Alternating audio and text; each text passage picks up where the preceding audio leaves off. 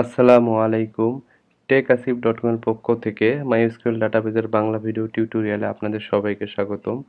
আজকে আমরা তৃতীয় নাম্বার চ্যালেঞ্জটি আমাদের দেখব।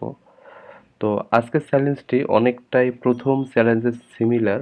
মানে আপনারা যদি প্রথম চ্যালেঞ্জটা বুঝে থাকেন তাহলে এটাও ইজিলি আপনারা সলিউশন করতে পারবেন।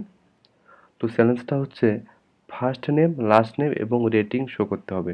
আমাদের প্রথম চ্যালেঞ্জটা ছিল সিরিজের টাইটেল এবং ওই সিরিজের রেটিং শো করা, অর্থাৎ সিরিজের টাইটেলটা কি এবং ওতে কতটা ইউজার রেটিং দিয়েছে সেই রেটিংগুলো করসপন্ডিং রেটিংগুলো শো করা। আজকেরটা হচ্ছে আমাদের ফার্স্ট নেম শো করতে হবে, লাস্ট নেম এবং রেটিং। মানেটা কি আপনারা চিন্তা করেন যে ইউজারের ফার্স্ট নেম, লাস্ট নেম মানে ইউজারের নাম শো করতে হবে এবং রেটিং, করসপন্ডিং রেটিং। তার মানে একটা ইউজার আপনার 50টা সিরিজে কিন্তু রেটিং দিতে পারে।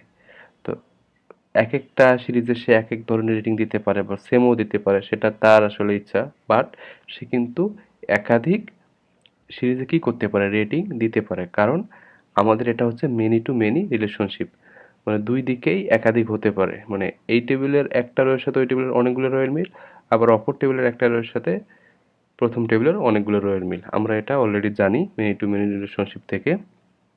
তো তার মানে আমাদের সেই ডাটাটাই বাইর করতে হবে, অর্থাৎ একটা ইউজার সে কত জায়গায়, অর্থাৎ কতটা জায়গায় সে রেটিং দিয়েছে। যেমন থমাস স্টোনম্যান একটা সিরিজে রেটিং দিচ্ছে 8.0। কোন সিরিজ এইটা নিয়ে আমাদের এখন মাথা ব্যথা নাই, ওই প্রবলেমও আমরা আসবো। তো সে আরেকটা মুভিতে বা সিরিজে এটা রেটিং দিয়েছে, তো আরেকটা মানে সে কতটা আসলে রেটিং দিয়েছে এবং করসপন্ডিং রেটিংগুলো। আমাদের প্রবলেমটা হচ্ছে এটাই। তো আশা করি আপনারা প্রবলেমটা বুঝতে পেরেছেন। তো আপনারা প্রথমেই নিজেরাই প্রবলেমটা সলিউশন করার চেষ্টা করুন। অসুবিধা হলে আমার সলিউশন ভিডিওটি দেখুন। তো আমরা এখন সলিউশন ভিডিওটি দেখব। Select first name, last name, আর কি লাগবে আমাদের, rating. From first name last name আমরা কোন টেবিল থেকে পাবো, রিভিউয়ার্স। ইনার জয়েন কার সাথে আমাদের জয়েন করতে হবে,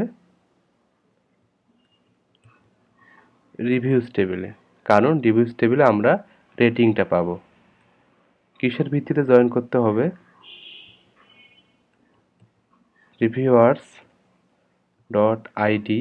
এই রিভিউয়ারের ID equal reviews dot reviewer ID.